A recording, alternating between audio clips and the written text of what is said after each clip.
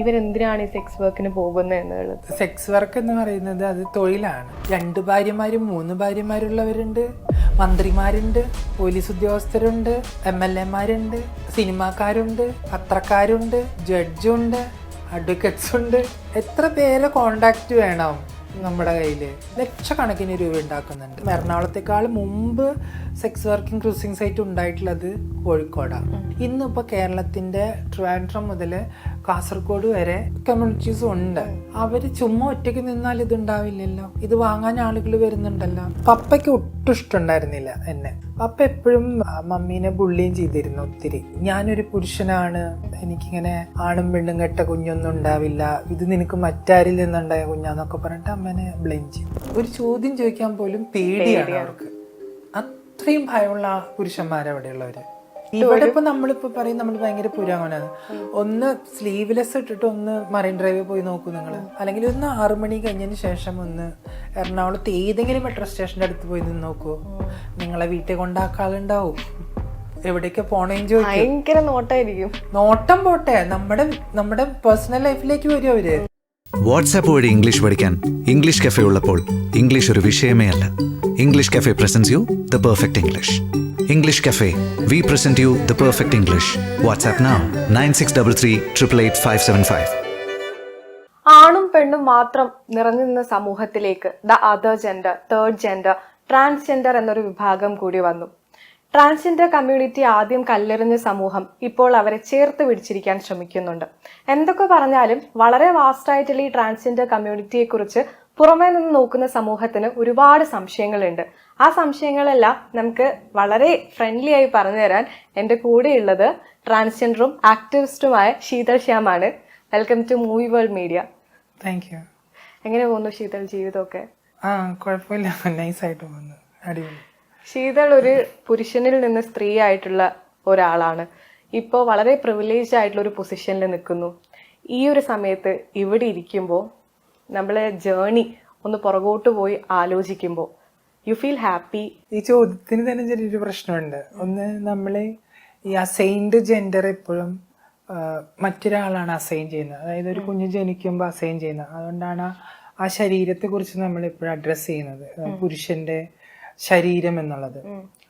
ശരിക്കും അവിടെ നമ്മൾ ജനനം എന്ന് പറയുന്നത് വളരെ ഡൈവേഴ്സിറ്റി ആയിട്ടുള്ളൊരു സംഭവമാണ്. അപ്പം അത് മെയിൽ ആൻഡ് ഫീമെയിൽ ഓർഗനോട് കൂടി ആൾക്കാർ ജനിക്കുന്നു എന്നുള്ളത് ഒരു ക്രൈറ്റീരിയ ഉള്ളതിനപ്പുറം അവിടെ ഇന്റർസെക്സ് പേഴ്സൺസും ജനിക്കുന്നുണ്ട്. അതായത് ഒരു ശരീരത്തിൽ തന്നെ പുരുഷന്റെയും സ്ത്രീയുടെയും ഒക്കെ അവയവമുള്ള ആളുകൾ. അപ്പം അങ്ങനെ വളരെ വൈവിധ്യമുള്ള ഐ തിങ്ക് 164 ഐഡന്റിറ്റി ഇപ്പോൾ നമ്മൾ കണ്ടുപിടിച്ച് കഴിഞ്ഞു. അപ്പം അങ്ങനെ വളരെ ഡൈവേഴ്സിറ്റി ഉള്ള സ്ഥലത്താണ് നമ്മൾ നിൽക്കുന്നത്. അതുകൊണ്ട് തന്നെ ഈ ശരീരത്തെ നമ്മൾ എപ്പോഴും അഡ്രസ്സ് ചെയ്യുമ്പോൾ ഇങ്ങനെയുള്ളൊരു തോട്ട്സ് പലപ്പോഴും വരും. അപ്പോൾ എൻ്റെ ശരീരം അതായിരുന്നില്ല, മറ്റൊരാളാണ് പറയുന്നത് ഞാൻ ഇങ്ങനത്തെ ഒരു ശരീരത്തിൽ ജനിച്ച ആളായിരുന്നു.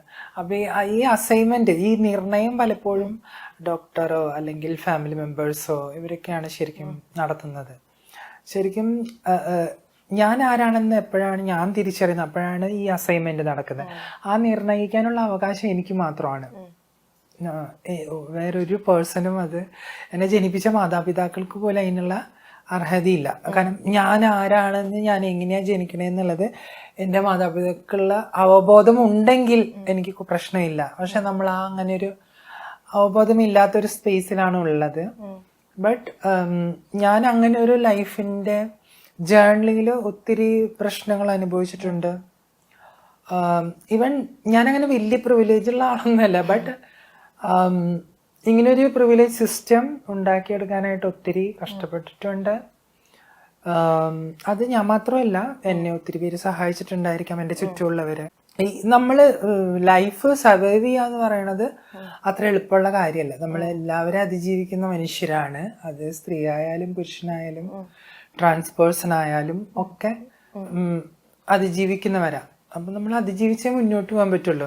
ഓരോരുത്തരുടെ ലൈഫിലും ഓരോതരം പ്രശ്നങ്ങൾ, അല്ലെങ്കിൽ ജേർണി ടഫായിരിക്കും, അല്ലെങ്കിൽ സ്മൂത്ത് ആയിരിക്കും, ഹാർഡായിരിക്കും. ശീതളുടെ ഒരു കമ്മിങ് ഔട്ട് എങ്ങനെയായിരുന്നു? ഏത് വയസ്സിലായിരുന്നു?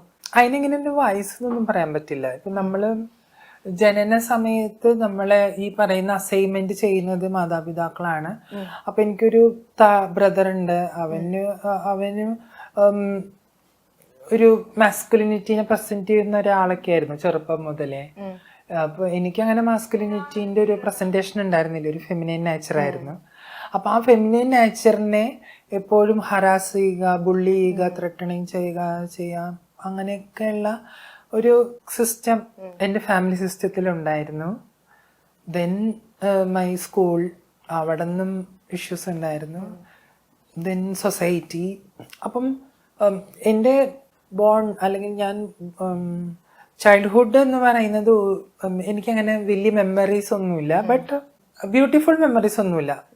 ബട്ട് ഇന്ന സമയത്താണ് നമ്മൾ തിരിച്ചറിയുക എന്നൊന്നുമില്ല. പല ഏരിയയിൽ തിരിച്ചറിയാം. അതിപ്പം എൻ്റെ ഫാമിലി മെമ്പേഴ്സിൽ ഒത്തിരി റിലേറ്റീവ്സിലൊക്കെ ഉണ്ടായിരുന്നു. അപ്പൊ അവര് ഇപ്പം എനിക്ക് എൻ്റെ ആൻറ്റിയുടെ മകളുണ്ട്, അവളാണ് എനിക്ക് ഫ്രോക്കൊക്കെ തന്നിരുന്നത്. മാസികകൾ വായിക്കുമായിരുന്നു, ഫിലിം മാസികൾ. അപ്പൊ ആ സമയത്ത് കൂടുതലും ഒരു പെൺകുട്ടികളായ സുഹൃത്തുക്കളായിരുന്നു കൂടുതൽ ഉണ്ടായിരുന്നത്. പെൺകുട്ടികളോട് കൂട്ടുകൂടാനായിരുന്നു ഇഷ്ടം. എന്റെ നേച്ചർ എങ്ങനെയായതുകൊണ്ട് തന്നെ അങ്ങനെ ഒരു അടുപ്പം ഉണ്ടായിരുന്നു. മേ ബി അങ്ങനെ ഒരു സാഹചര്യം ഇല്ലെങ്കിൽ ചിലപ്പോൾ അത് ഉണ്ടാവത്തില്ല. ബട്ട് എനിക്ക് ഒത്തിരി റിലേറ്റീവ്സിൽ ഒത്തിരി പെൺകുട്ടികളൊക്കെ ഉണ്ടായിരുന്നു. അപ്പൊ അങ്ങനെ ഒരു നേച്ചർ ഉണ്ട്. പക്ഷെ ഞാൻ ആൺകുട്ടികളായിട്ട് മിങ്കിൾ ചെയ്യുമായിരുന്നു. ബട്ട് ഞാൻ പറഞ്ഞത്, ഞാൻ എപ്പോഴാ എന്നെ തിരിച്ചറിയെന്ന് പറഞ്ഞാൽ അത് ഒത്തിരി സമയം കഴിഞ്ഞിട്ടാണ്.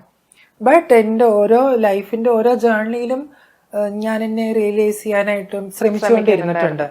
പക്ഷെ ഹൂ ഐ ആം എന്നുള്ള ചോദ്യത്തിന് എനിക്ക് ഒരു ബെറ്റർ ആൻസർ കിട്ടിയത് ഒത്തിരി സമയം കഴിഞ്ഞിട്ടാ. അപ്പോഴൊക്കെ എന്റെ കൗമാരൊക്കെ കഴിഞ്ഞു, ഞാൻ യൗവനത്തിലേക്കൊക്കെ എത്തി. ആദ്യമൊക്കെ അപ്പൊ ശരിക്കും ഇങ്ങനെ ഡൗട്ട് ആയിരുന്നോ? പിന്നീട് ഇപ്പൊ പറഞ്ഞില്ലേ ഒരു വളരെ വൈകിയാണ് തിരിച്ചറിഞ്ഞതെന്ന്. അപ്പോ ഒരുപാട് സമയത്ത് ഇങ്ങനെ ഡൗട്ട് ഉണ്ടായിരുന്നോ, ഞാൻ എന്താണ് മറ്റുള്ളവരിൽ നിന്ന് ഡിഫറെന്റ്? ഡൗട്ട്സ് എന്ന് പറഞ്ഞാല് നമ്മളെ തിരിച്ചറിയാൻ പറ്റുന്ന ഒരു സാമൂഹ്യ സാഹചര്യമല്ല ശരിക്കും. കാരണം നമ്മുടെ ഫാമിലി, ഇൻസ്റ്റിറ്റ്യൂഷൻ, നമ്മുടെ അഡ്വക്കസി, നമ്മുടെ എഡ്യൂക്കേഷൻ, ഇതൊക്കെ വളരെ മോശം ഏരിയ ആണല്ലോ. ഞാൻ പഠിക്കുന്ന കാലത്തൊന്നും ഇങ്ങനെയുള്ള ഒരു സാഹചര്യത്തെ കുറിച്ചൊന്നുമുള്ള നോളജ് സെൻസ് ഇല്ല എൻ്റെ എഡ്യൂക്കേഷൻ സിസ്റ്റത്തില്. ബട്ട് അത് ഇല്ലെങ്കിൽ പോലും ഞാൻ അനുഭവിച്ചിട്ടുള്ള ഹറാസ്മെന്റ്, ടീച്ചേഴ്സ്, സ്റ്റുഡൻസ്, ഇവരുടെ അടുത്ത് നിന്ന് നേരിട്ടിട്ടുള്ള സെക്ഷൽ ഹറാസ്മെന്റുകൾ, ഇതൊക്കെ എനിക്ക് വല്ലാത്ത അപകടങ്ങൾ ഉണ്ടാക്കിയിട്ടുണ്ട്. ഓൾറെഡി എനിക്ക് ഫിയർ ഉണ്ടായിട്ടുണ്ട്, ട്രോമ ഉണ്ടായിട്ടുണ്ട്, വയലൻസ് ഉണ്ടായിട്ടുണ്ട്. അപ്പം അത് കുറച്ചുകൂടി ഭീകരമായിട്ട് പോകുന്നത് ഹൈസ്കൂളിലൊക്കെ. അപ്പം സെക്ഷൽ വയലൻസ് ആണ്. ബാക്കിയുള്ള വയലൻസ് എന്ന് പറഞ്ഞാൽ നമ്മൾ ആരെങ്കിലും ചീത്ത വിളിക്കുകയോ അല്ലെങ്കിൽ മോശം പറയുകയോ ചെയ്താൽ നമുക്ക് മനസ്സിനാണ് മുറിവുണ്ടാവുന്നത്. പക്ഷെ ശരീരത്തിന് മുറിവുണ്ടാവുന്നത് ഈ പറയുന്ന സെക്ഷൽ വയലൻസ് ഒക്കെ നടക്കുമ്പോഴാണ്. അപ്പം അത് നമുക്ക് ഒട്ടും പറ്റത്തില്ല. അത് ഞാൻ 9th ഡ്രോപ്പ് ഔട്ട് ആയതിനു ശേഷമാണ് ബാംഗ്ലൂരിൽ പോകുന്നത്. ഈ സെക്ഷൽ വയലൻസ് എന്നൊക്കെ പറഞ്ഞല്ലോ, ഇപ്പോഴും ഈ ഒരു ട്രോമയിൽ നിന്ന് ശീതൾ റിക്കവർ ആയിട്ടുണ്ടോ? ഇപ്പൊ ഞാനിത് പറയുമ്പോൾ പോലും എനിക്ക് അത് ഓർക്കണല്ലോ. അപ്പൊ എൻ്റെ ലൈഫിനെ കുറിച്ച് ഞാൻ ഒത്തിരി സ്ഥലങ്ങളിൽ ഇങ്ങനെ ഷെയർ ചെയ്തിട്ടുണ്ട്. അപ്പം അല്ലെങ്കിൽ ആരെങ്കിലൊക്കെ ഇപ്പൊ ഞാൻ റിസോഴ്സ് പേഴ്സണും കൂടിയാണ്. അപ്പോൾ ക്യാമ്പസുകളിലോ സ്കൂളുകളിലൊക്കെ ക്ലാസ് എടുക്കുമ്പോൾ ഈ ചൈൽഡ് അബ്യൂസിനെ കുറിച്ചൊക്കെ സംസാരിക്കേണ്ടി വരുമ്പോൾ ഞാൻ ചിലപ്പോൾ എൻ്റെ അനുഭവം എക്സ്പീരിയൻസ് ചെയ്യാറുണ്ട്, അല്ലെങ്കിൽ അവരുടെ അടുത്ത് ഷെയർ ചെയ്യാറുണ്ട്. അപ്പൊ ഞാൻ അതിലേക്ക് ഓർക്കും. അപ്പൊ എനിക്ക് ആ ഒരു മെമ്മറി വരും. അപ്പൊ ചെറുതായിട്ടൊക്കെ പക്ഷെ ഞാൻ അതിനെയൊക്കെ ഓവർകം ചെയ്യാൻ പഠിച്ചു. ബട്ട് എന്നിരുന്നാലും നമുക്ക് മനസ്സുകൊണ്ട് വേദനിച്ച നേരിട്ടൊരു സംഭവത്തെ നമ്മൾ വീണ്ടും കാലങ്ങൾക്ക് ശേഷം ഓർത്തെടുക്കുമ്പോഴും അതിന്റെ ഒരു എഫക്റ്റും അതിന്റെ ഒരു ഡെപ്തും നമ്മുടെ ഉള്ളിൽ ഉണ്ടായിരിക്കും. ഈ വയലൻസ് ഒക്കെ നേരിട്ടു, ഒരുപാട് ബുള്ളിങ് നേരിട്ടു എന്നൊക്കെ പറഞ്ഞില്ലേ? അപ്പോ കൂടെ പഠിക്കുന്ന കുട്ടികളിൽ നിന്നാണ് നേരിട്ടിട്ടുള്ളത്. അപ്പൊ ആ സമയത്ത് നമ്മൾ എപ്പോഴും ചെറിയ കുട്ടിയായിരിക്കുന്ന സമയത്ത് സ്കൂളിൽ നിന്ന് എന്തെങ്കിലും പ്രശ്നം നമുക്കുണ്ടെങ്കിൽ നമ്മൾ ആദ്യം ഓടിപ്പോയി പറയാ വീട്ടുകാരുടെ അടുത്തായിരുന്നു. ശീതളിന് അങ്ങനെ ഒരു ഹെൽത്തി ഫാമിലി ആയിരുന്നോ ഉണ്ടായിരുന്നത്? ഞാൻ പറഞ്ഞല്ലോ, എൻ്റെ ഫാമിലിയില് ഞാൻ എനിക്ക് ഓർമ്മ വെച്ച നാൾ മുതൽ ഈ പറയുന്ന ഹറാസ്മെന്റ് ഒക്കെ ഞാൻ കണ്ടോണ്ടിരുന്ന.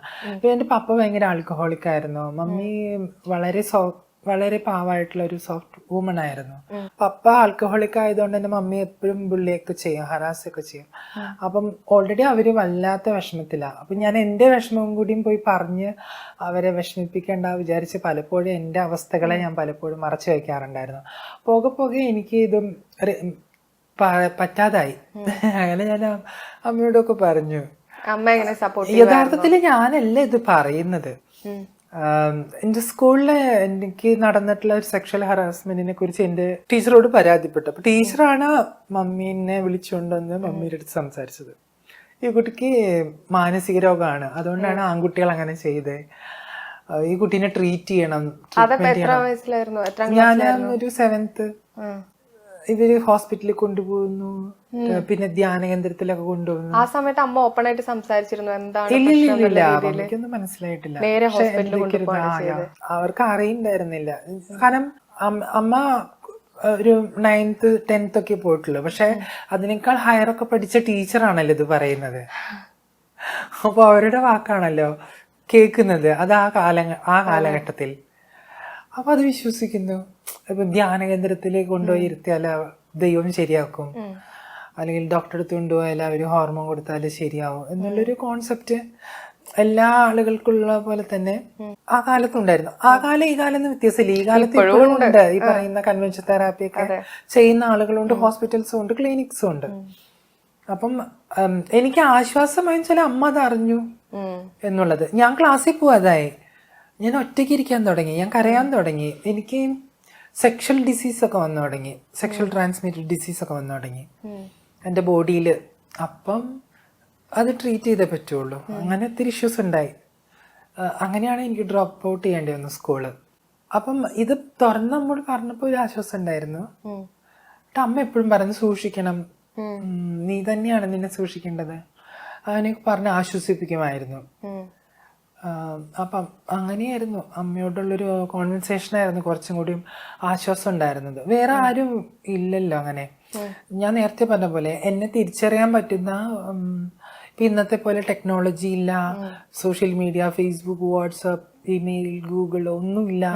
എൻ്റെ പാഠപുസ്തകത്തിൽ എന്നെ പറഞ്ഞു തരാൻ ആരുമില്ല, അല്ലെങ്കിൽ എന്നെ മനസ്സിലാക്കുന്ന എൻ്റെ ടീച്ചേഴ്സ് ഇല്ല, എൻ്റെ സുഹൃത്തുക്കളില്ല, മീഡിയ ഇല്ല, ഒന്നുമില്ല. അപ്പം എനിക്ക് ഒന്നും ചെയ്യാൻ പറ്റില്ല. ഭയങ്കര ഒറ്റപ്പെട്ട ഒരു ഞാൻ മാത്രമല്ല, എന്റെ സമൂഹം മുഴുവൻ സമയം കാലഘട്ടങ്ങളിൽ ഒറ്റപ്പെട്ടതായിരുന്നു. അതുകൊണ്ടായിരിക്കും ഇവിടുന്ന് ഒത്തിരി പേര് ഇങ്ങനെ മൈഗ്രേറ്റ് ചെയ്യപ്പെട്ട് പോയിക്കൊണ്ടിരുന്നത്.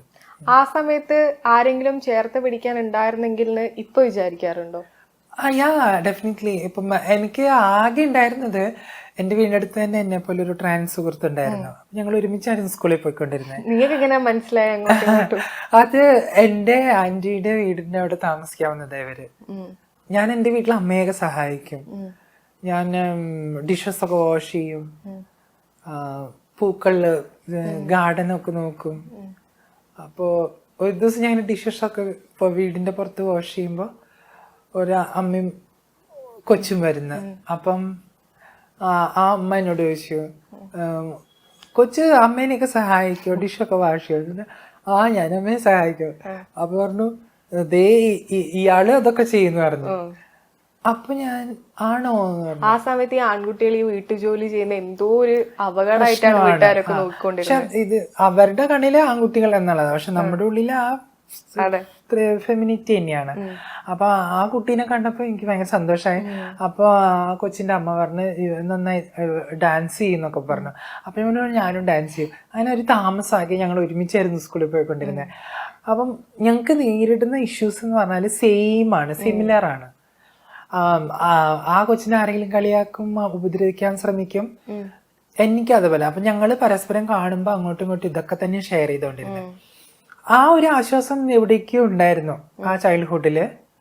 പിന്നെ എനിക്ക് അമ്മ എപ്പോഴും സപ്പോർട്ടീവ് ആയിരുന്നു. സപ്പോർട്ടീവ് എന്ന് വെച്ചാല് എന്തെങ്കിലുമൊക്കെ ഇഷ്യൂ വന്നാൽ പറയുന്ന ഒരു സ്വഭാവം അമ്മയുടെ അടുത്തുണ്ടായിരുന്നു. പിന്നെ പപ്പയ്ക്ക് ഒട്ടും ഇഷ്ടമുണ്ടായിരുന്നില്ല എന്നെ.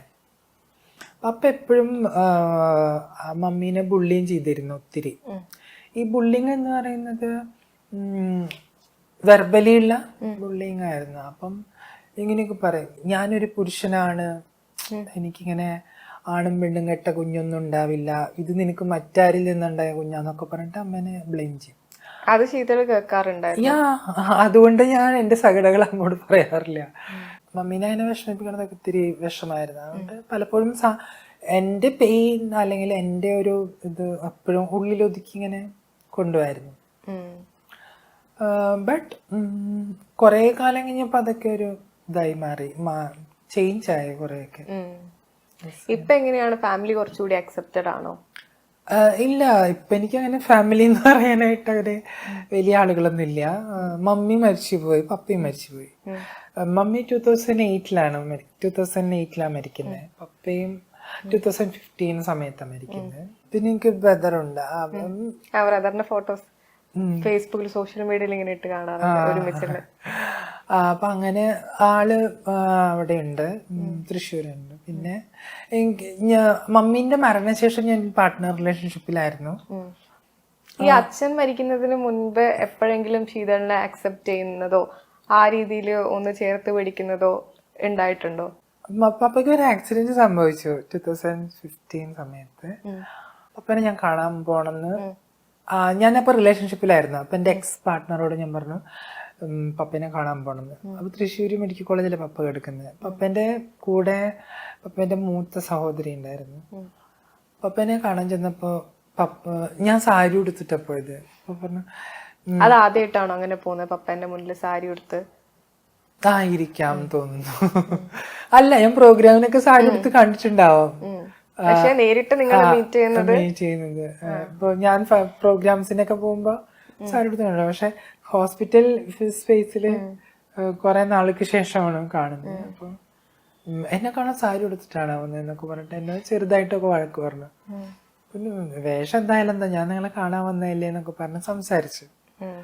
അവിടുന്ന് ഒരു 1 വീക്ക് കഴിഞ്ഞു. പപ്പ ഹോസ്പിറ്റലാണ്, ഞാൻ വീട്ടിലാണ്, എൻ്റെ താമസ സ്ഥലത്താണ്. അങ്ങനെ പപ്പ എന്നോട് ഒരു ദിവസം മൂത്ത ആന്റിയുടെ ഫോണിൽ നിന്ന് എനിക്ക് കോള് വന്നു. പപ്പ എന്നോട് സംസാരിക്കണം എന്ന് പറഞ്ഞു. ഓ റെഡി എന്ന് പറഞ്ഞു. പപ്പ എന്നെ വിളിച്ചിട്ട് പറഞ്ഞു, നിന്നോട് ചെയ്തതൊക്കെ എനിക്ക് വിഷമായിട്ട് ഇപ്പം തോന്നുന്നു, എനിക്ക് നിന്നോട് ക്ഷമ പറയണമെന്നുണ്ട്, നിന്നെ കാണാൻ വരണം എന്ന് പറഞ്ഞു. ഓ പപ്പ ഞാൻ കാണാൻ വരാമെന്ന് പറഞ്ഞു. പിറ്റേ ദിവസം പോവാന്ന് വിചാരിച്ചു. ATM എന്തൊരു വിഷയം, ബാങ്കിൽ നിന്ന് പൈസ ട്രാൻസ്ഫർ ചെയ്തിട്ട് പപ്പയ്ക്ക് എന്തെങ്കിലും ഹെൽപ്പ് ചെയ്യണമെന്ന് വിചാരിച്ചിട്ട് ഇങ്ങനെ നിൽക്കുമ്പോൾ എനിക്കൊരു കോള് വന്നു. എൻ്റെ പപ്പേൻ്റെ ഏറ്റവും താഴെയുള്ള ആൻറ്റിയുടെ മകനായിരുന്നു. പപ്പ പോയി എന്ന് പറഞ്ഞിട്ട്. അപ്പോൾ മരിച്ചതിന് ശേഷം എനിക്ക് കാണാൻ പറ്റുള്ളൂ. പക്ഷെ പപ്പ ഫോണിൽ കൂടെ എന്നോട് പറഞ്ഞു ഇങ്ങനെ, എനിക്ക് നിന്നോട് സോറി പറയണം, ഞാൻ നിന്നെ. അതൊരു ഇൻസിഡന്റ് ആയിട്ട് എനിക്ക് ഫീൽ ചെയ്തിട്ടുണ്ട്. പക്ഷെ ആള് ആ അവസാന സമയത്തെങ്കിലും ഇങ്ങനെ പറയാൻ റിയലൈസ് ചെയ്തല്ലോ. പക്ഷെ എനിക്ക് തോന്നുന്നു ഒത്തിരി കമ്മ്യൂണിറ്റീസിന്റെ ഫാമിലീസ് ഇപ്പോഴും അവരെ മനസ്സിലാക്കുകയോ അവരെ അടുത്തറിയുകയോ അവരെ സ്വന്തം മക്കളായിട്ട് പോലും പരിഗണിക്കത്തില്ല. കാരണം കേവലം ഒരു ഐഡന്റിറ്റി ആണ്, അല്ലാതെ അവര് തെറ്റുകുറ്റങ്ങളൊന്നും ചെയ്യുന്ന ആളുകളെ അല്ല. പക്ഷെ അത് ഒട്ടും മനസ്സിലാക്കാത്ത ഒരു ഫാമിലി സിസ്റ്റമാണ് നമ്മുടെ മുമ്പിലുള്ളത്. അത് എന്നെ ഇപ്പോഴും വല്ലാതെ ഭയപ്പെടുത്തുകയും ആശങ്കപ്പെടുത്തുകയും ചെയ്യുന്ന ഒരു സിസ്റ്റമാണത്. ഈ ശീതള് പറഞ്ഞ പോലെ തന്നെ ഇപ്പോഴും ഒരുപാട് പേര് പുറത്ത് വരണം എന്നുണ്ട്, കമ്മിങ് ഔട്ട് ചെയ്യണമെന്നുണ്ട്. പക്ഷെ ഇതുപോലെ തന്നെ സൊസൈറ്റീനെ, വീട്ടുകാരെന്ത് വിചാരിക്കും എന്നൊക്കെ വിചാരിച്ചിട്ട് പേടിയോടെ വീട്ടിനുള്ളിൽ കഴിയുന്നുണ്ട്. അവരോട് എന്താ പറയാനുള്ളത്? നമുക്ക് ഒരു കാലഘട്ടം എടുക്കുകയാണെങ്കിൽ ഒത്തിരി ചേഞ്ചസ് ഉണ്ടായിട്ടുണ്ടല്ലോ നമ്മുടെ സമൂഹത്തില്. എങ്ങനെയാണ് നമ്മുടെ കുടുംബ സംവിധാനങ്ങൾ, നമ്മുടെ ഇൻസ്റ്റിറ്റ്യൂഷൻസ്, ഈവൻ സൊസൈറ്റിയിൽ എങ്ങനെയാണ് നമ്മൾ പ്രവർത്തിച്ചിരുന്നത്, അതിൻ്റെ പ്രകടനം, അതിൻ്റെ പരതയൊക്കെ വല്ലാതെ മാറിയിട്ടുണ്ട്. ആഫ്റ്റർ കോവിഡ് അത് ഒത്തിരി മാറിയിട്ടുണ്ടെന്ന് ഞാൻ കരുതുന്നത്. ഒത്തിരി കാര്യങ്ങൾ നമ്മൾ ഇൻഫ്ലുവൻസ് ചെയ്തിട്ടുണ്ട്. അതുകൊണ്ട് തന്നെ എനിക്ക് തോന്നുന്നു ആളുകൾക്ക് കുറച്ചെങ്കിലും ഇത്തരം വിഷയങ്ങളെ കുറിച്ചുള്ള ഒരു നോളജ് സെൻസ് ഉണ്ടായിട്ടുണ്ട്. അതിലൊരു ഒരു അർബനും റൂറലും തമ്മിലുള്ള വ്യത്യാസമുണ്ട്. എങ്കിൽ പോലും ഒരു ഇതുകളുണ്ട്. അതിന് ഒത്തിരി കാരണങ്ങൾ ഉണ്ടായിട്ടുണ്ട്. കാരണം നമ്മൾ കാണുന്ന കാഴ്ചകൾ സോഷ്യൽ മീഡിയ വല്ലാതെ ഇൻഫ്ലുവൻസ് ചെയ്തിട്ടുണ്ട്. സിനിമകള്, എഴുത്തുകള്, അല്ലെങ്കിൽ റിയാലിറ്റി ഷോസ് ഒക്കെ അങ്ങനെ ചേഞ്ചസ് ഉണ്ടായിട്ടുണ്ട്. അല്ലെങ്കിൽ നമ്മുടെ പരിസരങ്ങൾ, ജീവിത പരിസരങ്ങളൊക്കെ അതിന് മുഖ്യ പങ്ക് വഹിച്ചിട്ടുണ്ടെന്നാണ് ഞാൻ കരുതുന്നത്. അത് കാലത്തിനനുസരിച്ചുള്ള ഒരു മാറ്റമായിട്ടാണ് ഞാൻ ഫീൽ ചെയ്യുന്നത്. അത് എനിക്ക് തോന്നുന്നു സമൂഹത്തെ കുറച്ചും കൂടിയും പുരോഗമിപ്പിക്കുന്ന ഒരു പ്രവൃത്തി കൂടിയായിട്ടാണ് എനിക്കത് ഫീൽ ചെയ്യുന്നത്. കാരണം എങ്ങനെയാണ് എല്ലാതരം വൾനറബിൾ ആയിട്ടുള്ള മനുഷ്യർക്കും ഒരു ഇൻക്ലൂസീവ് സിസ്റ്റം ഉണ്ടാക്കാൻ പറ്റുന്നതും അവർക്ക് സ്പേസ് ഉണ്ടാക്കാൻ പറ്റുന്നതും, അത് കുടുംബമായാലും മറ്റേത് പരിസരമായാലും ഒക്കെ അവരെ റെസ്പെക്റ്റ് ചെയ്യുന്ന അല്ലെങ്കിൽ എംപത്തിക്കലായിട്ടുള്ള ഒരു സിസ്റ്റത്തിലേക്ക് വരേണ്ടതുണ്ടെന്നുണ്ട്. അതിൻ്റെ ഒരു കാഴ്ചപ്പാടും കൂടിയാണെന്ന് ഞാൻ മനസ്സിലാക്കുന്നു. മേ ബി ഈ കമ്മ്യൂണിറ്റിയും കൂടിയും അത് മനസ്സിലാക്കിയിട്ടുണ്ട്. അപ്പം ഞാൻ വളർന്നു വന്ന എൻ്റെ ചൈൽഡ്ഹുഡ് കാലഘട്ടമല്ല ഇത്. ഇന്നത്തെ ഓരോ കുട്ടികൾക്കും ക്വയർ എന്താണ്, ഗേ എന്താണ്, ലെസ്ബിയൻ എന്താണ്, വുമൺ ബോഡി എന്താണ്, മെൻ ബോഡി എന്താണ്, ട്രാൻസ് ബോഡി എന്താണ്, അല്ലെങ്കിൽ ഐഡന്റിറ്റി എന്താണ്, സെക്ഷുവാലിറ്റി എന്താണ്, ജെൻഡർ എന്താണെന്നൊക്കെ അവര് ലേൺ ചെയ്തു വരുന്നുണ്ട്. അത് എനിക്ക് തോന്നുന്നു അവര് പാഠപുസ്തകത്തിൽ നിന്ന് പഠിക്കുന്നേക്കാൾ അവർ പരിസരങ്ങളിൽ നിന്ന് പഠിക്കുന്നുണ്ട്. യെസ്. അപ്പം ഇപ്പൊ നമ്മള് പാഠപുസ്തകം കരിക്കുലത്തിലൊക്കെ അത് വന്നിട്ടുണ്ട്. പക്ഷെ നമ്മുടെ കുട്ടികൾ അത് പഠിക്കുന്നുണ്ട്. അപ്പൊ അതുകൊണ്ട് തന്നെ അവർക്ക് തെറ്റായിട്ടുള്ള ഒരു, ഇപ്പൊ ഞാനൊക്കെ അനുഭവിച്ചിട്ടുള്ള ഒരു പ്രശ്നങ്ങളൊന്നും അനുഭവിക്കേണ്ട ആവശ്യമില്ല. തുറന്നു പറയാൻ സ്ഥലങ്ങളുണ്ട്, അല്ലെങ്കിൽ കമ്മിങ് ഔട്ട് ചെയ്യണമെന്ന് ആഗ്രഹം ഉണ്ടെങ്കിൽ അതിനുള്ള സൗകര്യങ്ങളുണ്ട്, ഫാമിലിക്ക് അതിന് പറ്റുന്ന രീതിയിലേക്കുള്ള മാറ്റങ്ങൾ കൊണ്ടുവരാൻ കഴിയും. അപ്പം അതൊക്കെ വലിയൊരു എംപവറിങ് സിസ്റ്റമാണ്, സൊസൈറ്റിയുടെ ഒരു എംപവറിങ് സിസ്റ്റമാണ്. എല്ലായിടത്തിലും അത് കാണത്തില്ല എന്നുള്ളതാണ്. ഇപ്പം നമ്മൾ ലോകത്തിൻ്റെ എല്ലായിടത്തും ലോകത്തിൽ ഒത്തിരി മാറ്റങ്ങൾ സംഭവിക്കുന്നുണ്ട്. പക്ഷെ എല്ലാ ലോകത്തിൻ്റെ ഇടങ്ങളിലും അത് നമുക്ക് സാധ്യമാവില്ല. ഇത്തരം ഇടങ്ങളിലൊക്കെ സാധ്യമാവുമെന്ന് വിചാരിക്കണം. ഇവൻ ഇപ്പം കമ്മിങ് ഔട്ട് പ്രോസസ് എന്ന് പറയുമ്പോൾ തന്നെ അതൊരു വലിയൊരു ടാസ്ക് ആണ്. പക്ഷെ എങ്കിൽ പോലും ഇപ്പൊ ഇത് ജൂൺ ജൂലൈ മാസം പ്രൈഡ് മാസമാണ്. ലോകമൊട്ടുക്കും പ്രൈഡ് സെലിബ്രേറ്റ് ചെയ്യുന്ന ഒരു മാസമാണ്. അപ്പൊ അങ്ങനെ ഒരു പ്രൈഡ് മാസത്തിലിരുന്നാണ് നമ്മൾ ഈ സമൂഹത്തെ കുറിച്ച് സംസാരിക്കുന്നത്. അതുകൊണ്ട് തന്നെ ഓരോ പ്രൈഡ് മന്തിലും ഒത്തിരി പേര് കമ്മിങ് ഔട്ട് ചെയ്തു വരുന്നവരുണ്ട്. ഇപ്പൊ പ്രൈഡ് എല്ലാവരും പറയുമ്പോൾ അതൊരു സ്വാഭിമാന ഘോഷയാത്രയാണെന്ന്. പക്ഷെ സ്വന്തം അഭിമാനത്തെ വിളിച്ചു പറഞ്ഞുകൊണ്ട് ആ സ്പേസിൽ വന്ന് I am A gay, I am A lesbian, I am A bisexual, അല്ലെങ്കിൽ ഐ എം എ ക്യൂർ എന്നൊക്കെ പറയാൻ കാണിക്കുന്ന ഒരു ധൈര്യം. കാരണം ഇപ്പം ഓരോ കമ്മ്യൂണിറ്റിയും ചിലപ്പോൾ കാത്തിരിക്കും പ്രൈഡ് വരുന്ന സമയത്ത് അവരെ കമ്മിങ് ഔട്ട് ചെയ്യാനായിട്ട്. അപ്പോൾ പ്രൈഡൊക്കെ അങ്ങനെ ഒരു വലിയൊരു വേദി ഒരുക്കിയിട്ടുണ്ട്. ഇപ്പം 2009 ഡൽഹി ഹൈക്കോർട്ട് വെഡിക്റ്റ് വരുന്നത് IPC 377 ഡിക്രിമിനലൈസ് ചെയ്തുകൊണ്ട് 2010 നമ്മൾ പ്രൈഡ് ആരംഭിക്കുന്നത്. അപ്പോൾ കഴിഞ്ഞ വർഷം 13ാമത് പ്രൈഡാണ് അവസാനിച്ചത്. 2018 IPC 377 ഡീക്രിമിനലൈസ് ചെയ്യുകയും സ്ക്രാപ്പ് ചെയ്യുകയും ചെയ്തത്. അപ്പൊ അത് ആ സ്ക്രാപ്പ് ചെയ്തതിന് ശേഷം ആണ് കമ്മ്യൂണിറ്റിയെ കുറിച്ചുള്ള ഒരു ഇത് മാധ്യമങ്ങളിലും ജുഡീഷ്യറിയിലും ആരോഗ്യരംഗത്തും സൊസൈറ്റിയിലും എല്ലാ സിസ്റ്റത്തിലും വരുന്നത്. അതുവരെ രോഗികളാണ്, ക്രിമിനൽസ് ആണെന്ന് പറഞ്ഞിരുന്നു. പക്ഷെ കോർട്ട് എപ്പോഴാണോ അത് ക്രിമിനൽസ് അല്ല, അത് നാച്ചുറൽ ആയിട്ടുള്ള ഒരു സംഭവമാണ്, അതുപോലെ സ്വവർഗ വിവാഹം, സ്വവർഗ അനുരാഗം ഒക്കെ നാച്ചുറൽ ആണ് എന്നൊക്കെ കോർട്ട് പറഞ്ഞ് ആ ഒരു സാധ്യതയിലാണ് കുറച്ചും കൂടിയും ഒരു സാമൂഹികമായിട്ടുള്ള ചേഞ്ചസ്. അത് എനിക്ക് തോന്നുന്നു 2019 ആ സമയത്തൊക്കെ അതിൻ്റെ ഒരു എംപവറിംഗ് സിസ്റ്റം ഉണ്ടായിട്ടുണ്ട്. നേരത്തെ പറഞ്ഞ ഒരു സോഷ്യൽ മീഡിയ ഇൻഫ്ലുവൻസ് അതിൽ വന്നിട്ടുണ്ട്. ഈ പ്രൈഡ് പരേഡിനെ കുറിച്ച് നമ്മൾ പറയുമ്പോൾ ഒരുപാട് പേരുടെ ഭാഗത്തു നിന്നുള്ള ഒരു എതിർ കമന്റ്സ് ആണ്. അതായത് ഈ മാനവീയ വീതിയിൽ മാത്രം ഒതുങ്ങിയാൽ മതിയോ ഇവരുടെ ഈ പരേഡ് എന്നൊക്കെയുള്ള ഒരു കമന്റ്സ് നമ്മൾ കാണാറുണ്ട്. അതിനോട് എന്താണ് ശീതളിന്റെ ഒരു അഭിപ്രായം? പ്രൈഡ് 2010 ആരംഭിക്കുന്നത്. ഞാൻ പ്രൈഡിന്റെ ഫൗണ്ടർ മെമ്പറാണ്. നമ്മളത് ആരംഭിക്കുന്നത് തൃശ്ശൂരാണ്. തൃശ്ശൂരിൽ നിന്ന് ഇങ്ങോട്ട് ഇത് 13ാമത് പ്രൈഡ് എത്തി നിൽക്കുമ്പോൾ മാനവീയം എന്ന് പറയുന്ന സ്ഥലത്ത് മാത്രമല്ല പ്രൈഡ് നടത്തുന്നത്. അത് ആളുകളുടെ തെറ്റിദ്ധാരണയാണ്. കാരണം പ്രൈഡ് കർട്ടൻ റൈസർ നടക്കാറുണ്ട്. അത് മിനി പ്രൈഡായിട്ട് ഓരോ ജില്ലകളിലും അവിടുത്തെ സംഘടനകൾ എടുത്ത് നടത്തുന്നതാണ്. മുഖ്യമായിട്ടുള്ള പ്രൈഡ് കെയർ പ്രൈഡ് കേരളം എന്ന് പറയുന്ന സംഘാടക സമിതിയുടെ നേതൃത്വത്തിലാണ്.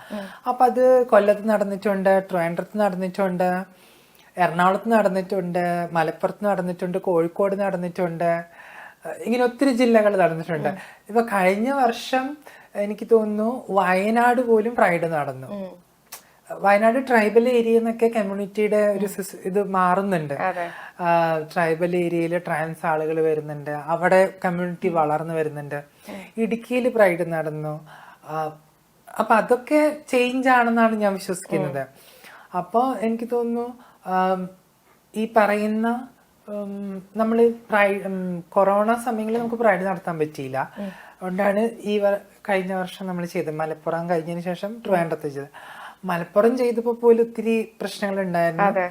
പ്രശ്നങ്ങൾ ഉണ്ടാവും, അത് ഓട്ടോമാറ്റിക്കലി നമുക്ക് സമൂഹത്തെ തൃപ്തിപ്പെടുത്തിക്കൊണ്ട്. ആളുകൾ ഇപ്പോഴും വിചാരിക്കുന്നത് മാനവീയ രീതിയിൽ മാത്രം. അല്ലല്ല, മാനവീയ രീതിയിൽ പ്രധാനമായിട്ടും ഒയാസിസ് കൾച്ചർ സൊസൈറ്റി മാനവീയം കലാകേന്ദ്രവും കൂടി ഒരുമിച്ചാണ് ആ പ്രൈഡ് ഓർഗനൈസ് ചെയ്യുന്നത്, നടത്തുന്നതും.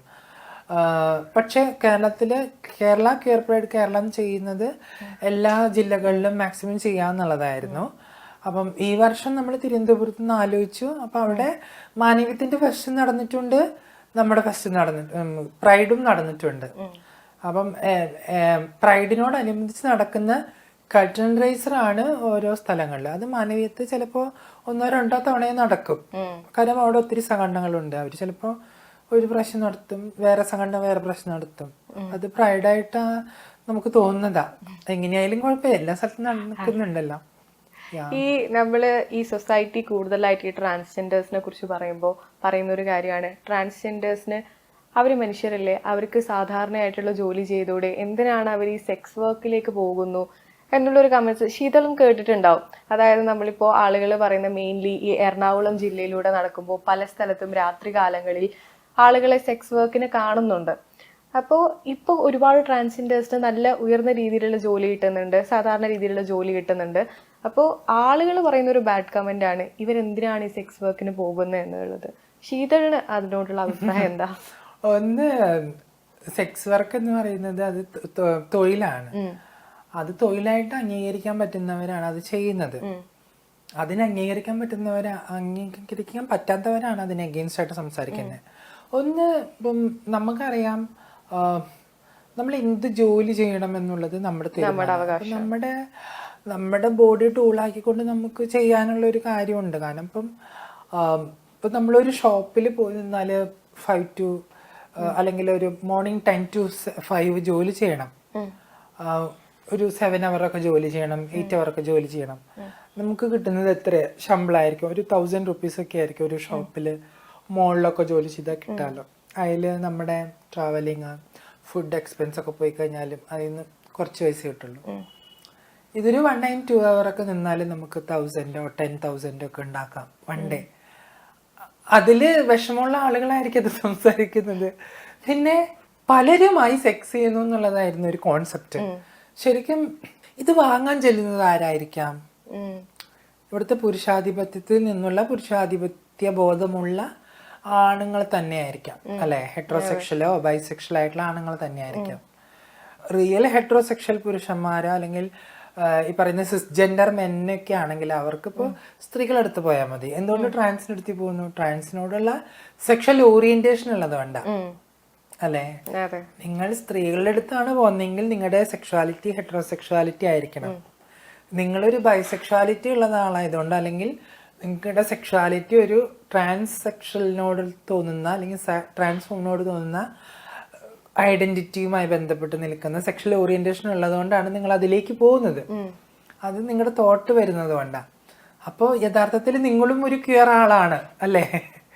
ഇവിടേക്ക് സെക്സ് വാങ്ങാൻ വരുന്നത് നിങ്ങളും ഒരു ക്യൂർ പേഴ്സണാ. എന്നിട്ട് ഇത് വാങ്ങിക്കഴിഞ്ഞ് തിരിച്ചു പോയിട്ടാണ് ഇവരെന്ത് പറയുന്നത്? ഇത് കുറ്റം പറയുന്നത്. ഈ സെക്സ് വർക്കിനോട് അപ്പോൾ ഈ ഒരു മനോഭാവം ഈ ആളുകൾ പറയുന്ന ഈ ഒരു കമന്റിനോട് ശീതൾ അത് പോസിറ്റീവായിട്ടാണ് ഈ ഒരു സെക്സ് വർക്കിനെ കാണുന്നത്? അല്ല, നമ്മളൊന്നും ആലോചിക്കേണ്ടത് നമ്മുടെ രാജ്യത്ത് സെക്സ് വർക്കിംഗ് ക്രൂസിംഗ് സൈറ്റുകളുണ്ട്. ഇപ്പൊ നമ്മള് പുതിയ കാലഘട്ടത്തിൽ ഉണ്ടായതാന്ന് പറയാം. എന്ത് എറണാകുളത്തോ ഇവിടെ നിന്നൊക്കെ ആളുകളുണ്ട്. അല്ല, പഴയ കാലത്തും ഉണ്ട്. ഇപ്പം നമ്മുടെ ഏത് പുരാണങ്ങൾ എടുത്ത് നോക്കിയാണേലും സമ്പ്രദായങ്ങളുണ്ട്. ദേവദാസി സമ്പ്രദായം ഉണ്ട്, പലതരം സമ്പ്രദായങ്ങളുണ്ട്. ഈ സമ്പ്രദായം ഇവിടെ ഇന്ത്യയിൽ ഉണ്ടായിരുന്നതാ അല്ലേ? ബ്രിട്ടീഷ് കൊളോണിയൽ ഐഡിയോളജിയുടെ ഭാഗമായിട്ട് അവരടിച്ചു. പല ബ്രിട്ടീഷ് രാജ്യത്ത് എന്തുണ്ട്? ബ്രോത്തൽസ് ഉണ്ട് അല്ലെ? നമ്മൾ എന്തുകൊണ്ടാ പട്ടായ പോകുന്നേ? പ്രകൃതി ഭംഗി ആസ്വദിക്കാനാണോ? അല്ല, ഇവിടെയുള്ള പ്രകൃതി ഭംഗിയൊന്നും അവിടെ ഇല്ല സത്യത്തില്. ശരിക്കും ഇതൊക്കെ ആസ്വദിക്കാൻ തന്നെയാണ് പല സ്കാൻഡിനേവിയൻ കൺട്രീസിൽ പോകുന്നതും. അല്ലെങ്കിൽ ഈ പറയുന്ന ഇതുമായി ബന്ധപ്പെട്ട് ആസ്വദിക്കാൻ തന്നെയാ.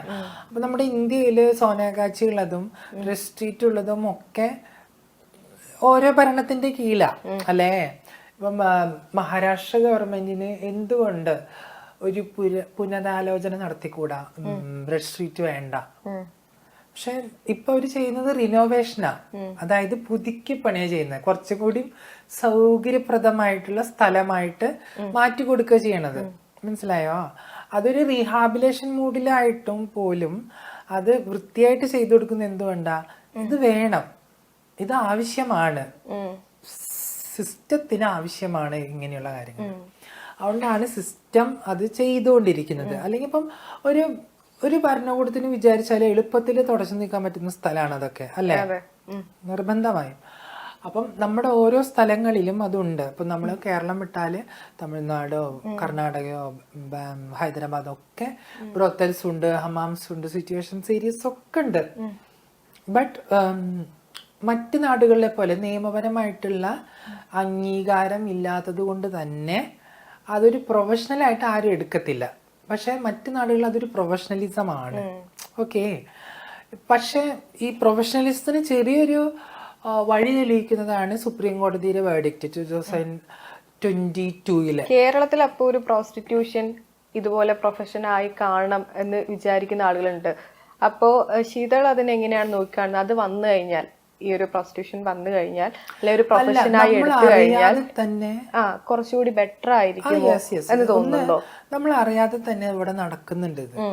ഇപ്പോൾ നമ്മളിത് എറണാകുളം സിറ്റി എന്നാണ് പറയുന്നത്.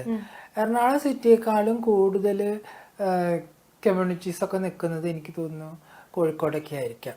കാരണം എറണാകുളത്തെക്കാൾ മുമ്പ് സെക്സ് വർക്കിംഗ് ക്രൂസിംഗ് സൈറ്റ് ഉണ്ടായിട്ടുള്ളത് കോഴിക്കോടാ, തൃശ്ശൂരും. ഓക്കെ, അതിനുശേഷമാണ് ഓപ്പൺ ആയിട്ട് എറണാകുളത്ത് നിൽക്കാൻ തുടങ്ങിയതും ട്രിവാൻഡ്രത്തൊക്കെ നിൽക്കാൻ തുടങ്ങിയതും. ഇന്നിപ്പോൾ കേരളത്തിന്റെ ട്രിവാൻഡ്രം മുതൽ കാസർഗോഡ് വരെ കമ്മ്യൂണിറ്റീസ് ഉണ്ട്. അവര് ചുമ്മാ ഒറ്റയ്ക്ക് നിന്നാൽ ഇതുണ്ടാവില്ലല്ലോ. ഇത് വാങ്ങാൻ ആളുകൾ വരുന്നുണ്ടല്ലോ, യുവാക്കളോ പുരുഷന്മാരോ. അതിൽ പലതരം പുരുഷന്മാര് വരുന്നുണ്ട്. വിവാഹം കഴിഞ്ഞവരുണ്ട്, ഭാര്യമാരുള്ളവരുണ്ട്, കുട്ടികളുള്ളവരുണ്ട്, 2 ഭാര്യമാരും 3 ഭാര്യമാരുള്ളവരുണ്ട്, മന്ത്രിമാരുണ്ട്, പോലീസ് ഉദ്യോഗസ്ഥരുണ്ട്, MLA-മാരുണ്ട്, സിനിമാക്കാരുണ്ട്, പത്രക്കാരുണ്ട്, ജഡ്ജുണ്ട്, അഡ്വക്കേറ്റ്സ് ഉണ്ട്. എത്ര പേരെ കോണ്ടാക്ട് വേണം നമ്മുടെ കയ്യില്? ഇവിടെ നിൽക്കുന്ന ഓരോ കമ്മ്യൂണിറ്റി മെമ്പേഴ്സും ലക്ഷക്കണക്കിന് രൂപ ഉണ്ടാക്കുന്നുണ്ട്. ഈ ലക്ഷക്കണക്കിന് രൂപയൊക്കെ നമുക്ക് നോക്കണമെങ്കിൽ അവരുടെ ഗൂഗിൾ പേ ചെക്ക് ചെയ്താൽ മതി. ഏത് അക്കൗണ്ടിൽ നിന്നാണ് പണം വന്നതെന്ന് അറിയാം, ഏത് മഹാന്റെ കയ്യിൽ നിന്നാണ് വന്നതെന്ന് അറിയാം. ഈ മഹാന്മാരാണ് ഇരുന്ന് പറയുന്നത് ഇങ്ങനെയുള്ള സംഭവങ്ങൾ. അപ്പൊ ഇത് ഇവർക്കും ആവശ്യമാണ്. മനസ്സിലായോ? എല്ലാവർക്കും ആവശ്യമാണ്. അപ്പൊ നമുക്കറിയാം ഇവിടെ ഓരോ കമ്മ്യൂണിറ്റി മെമ്പേഴ്സും വീട് വെച്ചിട്ടുണ്ട്. ഇതിൽ നിന്ന് വരുമാനത്തിലാ. അവരൊരു ഷോപ്പിംഗ് മാളിലോ മെട്രോയിലെ ഹൗസ് കീപ്പിംഗ് ഫെസിലിറ്റിയിൽ നിന്ന് ചിലപ്പോൾ അതിന് വീട് വാങ്ങാൻ പറ്റൂല. അവരുടെ ശരീരത്തിനനുസരിച്ച് ശസ്ത്രക്രിയ ചെയ്യാനോ കോസ്മെറ്റിക് സർജറി ചെയ്യാനോ അവർക്ക് സാധിക്കത്തില്ല. അവര് എളുപ്പമുള്ള പണി ചെയ്യുന്നു. നിങ്ങൾക്ക് എന്തെങ്കിലും ബുദ്ധിമുട്ടുണ്ടോ എന്നുള്ളതാണ് അവരുടെ ചോദ്യം. വൈ? ഇത് ആവശ്യമുള്ളത് കൊണ്ടാണ് അത് ചെയ്യുന്നത്. അതിന് പണമുണ്ട്, പണം ചെലവാക്കാൻ ആളുണ്ട്, അതിനവർക്ക് സമയമുണ്ട്. അതിന് ഇവർക്ക് പ്രശ്നമില്ലെങ്കിൽ പിന്നെ ആർക്കാ പ്രശ്നം? അപ്പൊ അതൊരു ശരിക്കും ഇപ്പൊ സുപ്രീം കോടതി പറഞ്ഞിട്ടുണ്ട്, സെക്സ് വർക്കിംഗ് ക്രൂസിംഗ് സൈറ്റുകളിൽ ഇത്തരം ആളുകൾ നിൽക്കുകയാണെങ്കിൽ അവർക്ക് ഇഷ്യൂ ഉണ്ടാക്കാതെ നോക്കേണ്ടത് പോലീസിന്റെ കടമയാണെന്ന് പറഞ്ഞിട്ടുണ്ട് സുപ്രീം കോടതി. അപ്പം അതുപോലെ നമ്മുടെ ഇവിടെ പോലീസ് എന്താ പറയുക ഇഷ്യൂസൊക്കെ ഉണ്ടാകുമ്പോൾ ഇടപെടും, അതായത് പുറത്തുനിന്നുള്ള ആളുകളുടെ ഇഷ്യൂസ്. പക്ഷെ കമ്മ്യൂണിറ്റിക്ക് യാതൊരു തരത്തിലുള്ള ബുദ്ധിമുട്ടുകളും ഉണ്ടാക്കാറില്ല, വലിയ ഇഷ്യൂസ് ഒന്നും അവരെ പണ്ടത്തെ പോലെ ഉപദ്രവിക്കുന്നില്ല എന്നുള്ളതാണ്. അതൊരു നല്ല കാര്യമായിട്ട് ഫീൽ ചെയ്യുന്നുണ്ട്. മറ്റൊന്ന്, ക്ലയൻസ് ബഹുമാനപൂർവ്വം പെരുമാറുന്നവരുണ്ട്, മോശം പെരുമാറുന്നവരുണ്ട്. ഒന്ന് നമുക്കറിയാം, ഈ കൊച്ചി ബേസ്ഡ് ഒത്തിരി ഡ്രഗ്സ് യൂസ് ചെയ്യുന്നവരുണ്ട്, മദ്യപിക്കുന്ന ആളുകളുണ്ട്. അപ്പോൾ ചില ചെറിയ യുവതലമുറയിൽപ്പെട്ട ആളുകളൊക്കെയാണ് കുറച്ചും കൂടി ഇഷ്യൂസ് ഒക്കെ ഉണ്ടാകുന്നത്. അല്ലാതെ വരുന്നവരും മിക്കവാറും പേര് വളരെ അന്തസ്സോടു കൂടി ഇത് വാങ്ങുകയും അവര് കാര്യം കഴിഞ്ഞ് പോവുകയും ചെയ്യുന്ന ഒരു പ്രവൃത്തി തന്നെയാണ്. എനിക്ക് തോന്നുന്നു നമ്മള് സമൂഹത്തിൽ ഇത് പറയാൻ പറ്റുന്ന മാന്യന്മാരാരാണെന്നൊക്കെ നമ്മൾ ശരിക്കും ചോദിക്കേണ്ടി വരും. Yes, definitely. കാരണം ഐ ഡോണ്ട് നോ, ഇപ്പം നമുക്ക് ഇപ്പം ചിലര് ഇതിനെ കുറിച്ചൊക്കെ പറയാൻ വാചാലരാവുന്നത് കാണാം. എന്താ ഇത് സമൂഹത്തിന്റെ അപജയം എന്നൊക്കെ പറഞ്ഞിട്ട്. പക്ഷെ ഇവര് തന്നെ നമ്മുടെ ഇൻബോക്സുകളിൽ വരും, നമ്മുടെ സോഷ്യൽ മീഡിയ വരും. നമുക്കിത് അറിയുന്നതാ പലരുടെയും ക്യാരക്ടേഴ്സ്. ഈ ട്രാൻസ്ജെൻഡേഴ്സിനെ ഈ സ്ട്രെയിറ്റ് ആയിട്ടുള്ള ആണുങ്ങൾ അവരുടെ അടുത്ത് ശരിക്കുമുള്ള ഒരു ഇഷ്ടം അല്ലെങ്കിൽ ഒരു ആഗ്രഹം ഇല്ലാതെ അവരെ എക്സ്പെരിമെന്റ് ചെയ്യാൻ വേണ്ടിയിട്ട് മാത്രം ഉപയോഗിക്കുന്നതായിട്ട് എപ്പോഴെങ്കിലും തോന്നിയിട്ടുണ്ടോ? ഈ വാക്ക് തന്നെ തെറ്റ, സ്ട്രെയിറ്റ് ആയിട്ടുള്ള ആണുങ്ങൾ. അപ്പോൾ വളഞ്ഞ വഴിയുള്ള ആണുങ്ങൾ ആരൊക്കെയാണെന്നുള്ളതാണ്. ഇത് പലപ്പോഴും യൂസ് ചെയ്യുന്നതാ പലരും, അതറിയാതെയെങ്കിലും. അതായത് ചില പുരുഷന്മാര് നമ്മളവിടെ കാണാം, നമ്മൾ ജസ്റ്റ് അവരുടെ അടുത്ത് ചിരിക്കുകയായിരിക്കും. അപ്പൊ അവര് ഉടനെ പറയും ഞാൻ സ്ട്രെയിറ്റ് ആന്ന് പറയും. അവർ ഫിയറുണ്ട്, കാരണം അവർക്കറിയത്തില്ല, ഒന്ന് അവരോട് സ്നേഹം കൊണ്ട് ചിരിക്കുന്നത്, അല്ലാതെ സെക്ഷൽ ഫീലിംഗ് കൊണ്ട് ചിരിക്കുന്നതല്ല. എനിക്ക് അയാളോട് സെക്ഷൽ ഫീലിംഗ് ഉണ്ടാവണമെങ്കിൽ എന്റെ ചോയ്സ് ആയിരിക്കണം അയാള്, എനിക്ക് അയാളോട് അട്രാക്ഷൻ ഉണ്ടായിരിക്കണം, എനിക്ക് അയാളോട് എന്തുണ്ടായിരിക്കണം, എന്റെ ഓറിയന്റേഷൻ ഉണ്ടായിരിക്കണം. ഇതൊക്കെ എന്റെ സെക്ഷാലിറ്റിയിൽ പെട്ട കാര്യമാണ്. അല്ലാതെ കാണുന്നവരോട് എല്ലാവരോടും നമുക്ക് തോന്നത്തേയില്ല, പ്രേമവും തോന്നത്തില്ല, രതിയും തോന്നത്തില്ല. പ്രേമം തോന്നിയതിന് ശേഷമല്ലേ നമുക്ക് ഒരാളോട് രതി തോന്നത്തുള്ളൂ. പക്ഷെ ആൾക്കാരെ വിചാരം ഇവരെ നോക്കുമ്പോഴേക്കും അവരെന്ത് കയറി പിടിക്കാൻ പോകുന്നത്. അതുകൊണ്ട് ചില ആണുങ്ങളൊക്കെ എന്നോട് പറഞ്ഞിട്ടുണ്ട് ഞാൻ സ്ട്രെയിറ്റ് ആവും. നിങ്ങൾ സ്ട്രെയിറ്റ് ആണെന്ന് ആരാ പറഞ്ഞു? ഇവിടെ ആരാ സ്ട്രെയിറ്റ് ഉള്ളത്? സ്ട്രെയിറ്റ് ആണെങ്കിൽ, അല്ലെങ്കിൽ ആ പദത്തിന് വേറെ പദമുണ്ട്, ഹെട്രോസെക്ഷൽ മെന്നോ സിസ് മെന്നോ പറയണം. അപ്പം സ്ട്രെയിറ്റ് ആണെങ്കിൽ അപ്പൊ ബാക്കിയുള്ളവരൊന്നും സ്ട്രെയിറ്റ് അല്ലേ. അപ്പൊ ഗേ ആയിട്ടുള്ളൊരു ആള്, അയാളെന്ത് വളഞ്ഞ വഴിയുള്ള പുരുഷനാണോ? അല്ലെങ്കിൽ ഒരു ബൈസെക്ഷൽ മെൻ, അയാളെന്താ വളഞ്ഞ വഴിയുള്ള ആളാണ്? അല്ലല്ലോ, സ്ട്രെയിറ്റ് അയാളും സ്ട്രെയിറ്റ് തന്നെയല്ലേ, നിങ്ങളും സ്ട്രെയിറ്റ് തന്നെ. അപ്പൊ സ്ട്രെയിറ്റ് എന്ന വാക്ക് എപ്പോഴും ഈ പാശ്ചാത്യമായി വന്നിട്ടുള്ള ഒരു വേർഡാ. അതിന് എപ്പോഴും ഭയങ്കര ഞാൻ സ്ട്രെയിറ്റ് ആണെന്ന് പറയുമ്പോൾ എനിക്ക് എന്തോ ഒരു അന്തസ്സുണ്ട്, ഞാനൊരു ഹെട്രോസെക്ഷൽ മെന്നാണ്, ഞാൻ ബാക്കിയുള്ള. കാരണം ക്യൂർ അല്ലെങ്കിൽ ഹോമോസെക്ഷാലിറ്റി ബൈസെക്ഷാലിറ്റി ഒക്കെ ക്രിമിനലൈസ് ആണല്ലോ ഈ നാട്ടില്. അപ്പൊ സ്ട്രെയിറ്റ് ആന്ന് പറഞ്ഞിരിക്കുന്നത് കുറച്ചും കൂടി സംഭവമാണ്, തെറ്റുകളിലേക്കൊന്നും പോകുന്നില്ല, കള്ളന്മാരല്ല ഞങ്ങളെന്ന് പറയുന്ന പോലെ തന്നെയുള്ള ഒരു സംഭവമാണ് അവരെ കൊണ്ട് ഇത് പറയിപ്പിക്കുന്നത്. അതില് എല്ലാവരും സ്ട്രെയിറ്റ് തന്നെയാണ്. ഇപ്പൊ ഈ ചോദ്യം എന്ന് പറയുന്നത് ഒന്ന് ഇതൊരു എക്സ്പെരിമെന്റ് അല്ലെന്നല്ല. ഇപ്പം നമ്മളെല്ലാവരും വിചാരിക്കും, ഒരു സ്ത്രീയുടെ ശരീരം കാണുമ്പോൾ നമ്മൾ പറയും അവളങ്ങനെ ഡ്രസ് ചെയ്തിട്ടല്ലേ, അവളങ്ങനെ ഇത് ചെയ്തിട്ടല്ലേ എന്ന്. യഥാർത്ഥത്തില് നമുക്ക് അവയവം കണ്ടാല് എവിടുന്നാണ് നമുക്ക് ടെൻഡൻസി ഉണ്ടാവുന്നത്? ശരിക്കും നമ്മുടെ കണ്ണിനെയാണോ മൂടേണ്ടത്? നമ്മുടെ വസ്ത്രത്തിനെയാണോ മൂടേണ്ടത്? ശരിക്കും മൂടേണ്ടത് നമ്മുടെ തലച്ചോറിനെയല്ലേ? നമ്മുടെ സെക്ഷൽ ഫീലിങ്ങും പ്ലഷറും എല്ലാം വരുന്നത് തലച്ചോറിൽ നിന്നാ, അല്ലാതെ അവയവം കണ്ടിട്ടല്ല വരുന്നത്. അവയവം കാണാനുള്ള ആ ഒരു റിയാലിറ്റിയിലേക്ക് നമ്മളെ കൊണ്ടുപോകുന്നത് നമ്മുടെ തലച്ചോറാ. ഓക്കെ, അപ്പൊ അതുകൊണ്ട് തന്നെ ശരിക്കും ഒരാൾക്ക് അത്തരത്തിലുള്ള എക്സ്പീരിമെന്റ് ഉണ്ടാവണമെങ്കിൽ അയാളുടെ മനസ്സിൽ അത്തരത്തിലുള്ള ഓറിയന്റേഷൻ ഉണ്ടാവണം.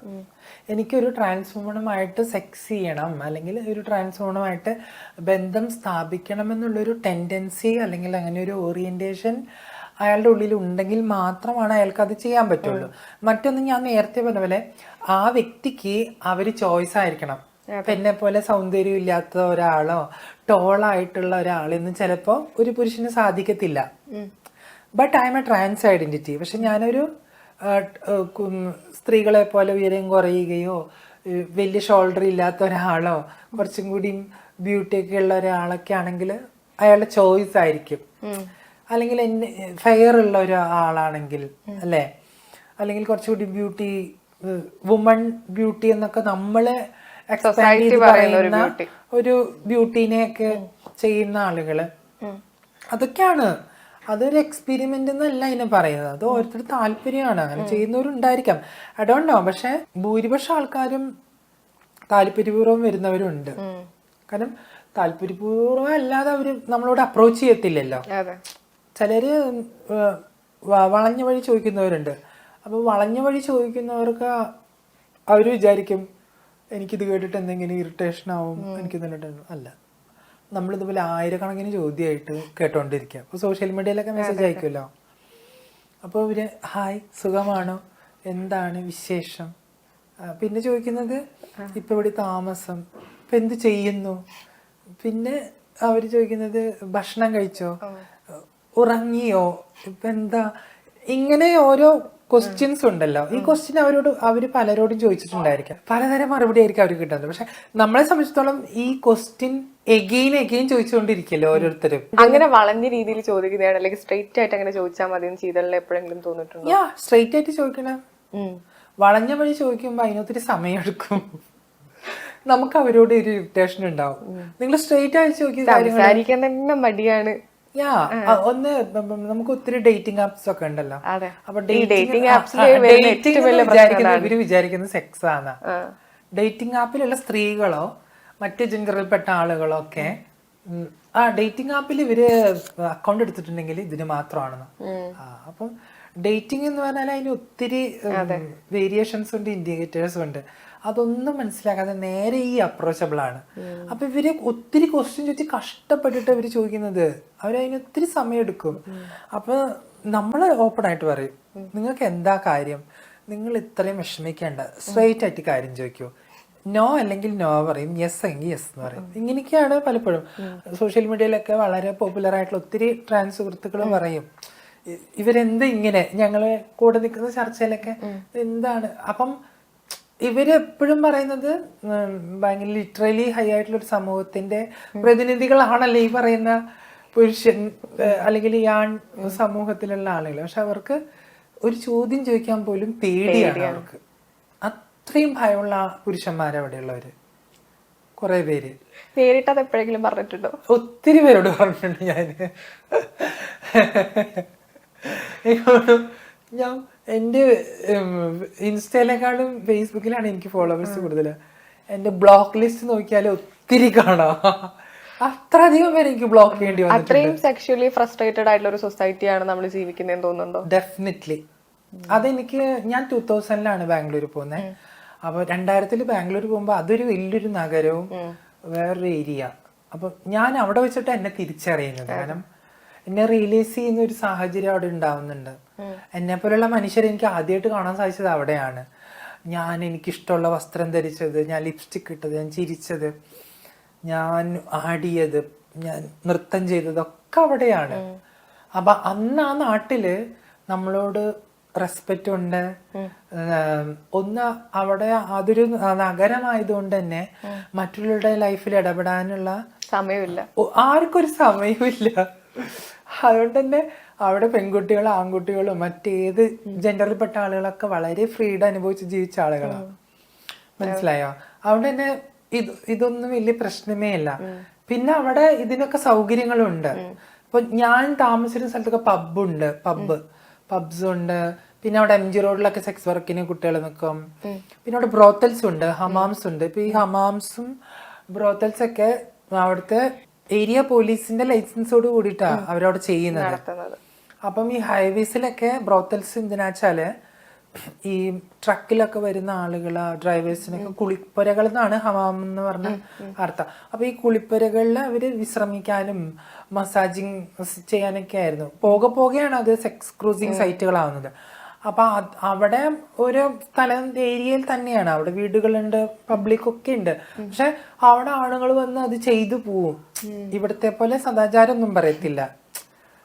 അവർക്ക് അറിയാം എത്ര പൈസ അത് ചോദിക്കും അവര് പൈസ ഇത്ര സമയം പോകും. ശീതൾ ആ സമയത്ത് പോയത് 2000 ഇത് 2025 ആയിട്ട്. ഇവിടെ ഇപ്പൊ നമ്മളിപ്പോ പറയും നമ്മൾ ഭയങ്കര പുരോഗമനാണ്. ഒന്ന് സ്ലീവ്ലെസ് ഇട്ടിട്ട് ഒന്ന് മറൈൻ ഡ്രൈവിൽ പോയി നോക്കൂ നിങ്ങൾ, അല്ലെങ്കിൽ ഒന്ന് 6 മണി കഴിഞ്ഞതിന് ശേഷം ഒന്ന് എറണാകുളത്ത് ഏതെങ്കിലും മെട്രോ സ്റ്റേഷന്റെ അടുത്ത് പോയി നിന്ന് നോക്കൂ. നിങ്ങളെ വീട്ടിൽ കൊണ്ടാക്കാളുണ്ടാവും. എവിടേക്ക് പോണേന്ന് ചോദിക്കും. ഭയങ്കര നോട്ടായിരിക്കും. നോട്ടം പോട്ടെ, നമ്മുടെ പേഴ്സണൽ ലൈഫിലേക്ക് വരും അവര്. എവിടേക്കാ പോണേ, ലേറ്റ് ആയോ,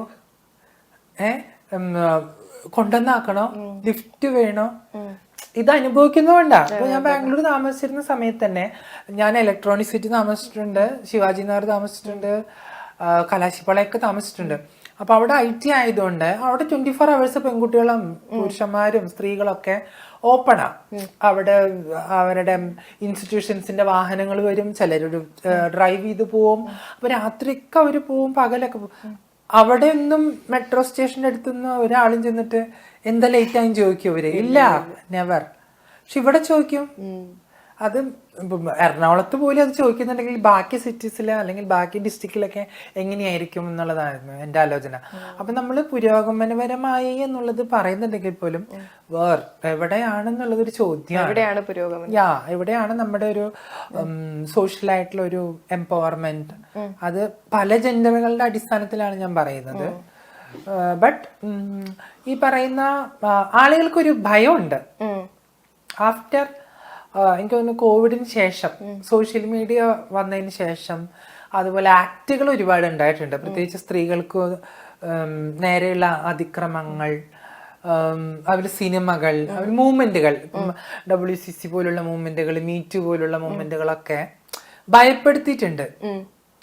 ഒരു പെൺകുട്ടിയുടെ അടുത്ത് എന്ത് ചോദിക്കണം, ഒരു പെൺകുട്ടിയുടെ അടുത്ത് എങ്ങനെ സംസാരിക്കണം, എങ്ങനെ അപ്രോച്ചബിൾ ആവണം എന്നുള്ളത് ഇവിടുത്തെ ആ ഒരു മെയിൽ ഡോമിനേറ്റഡ് ആയിട്ടുള്ള സൊസൈറ്റിക്ക് അറിയുന്നുണ്ട്.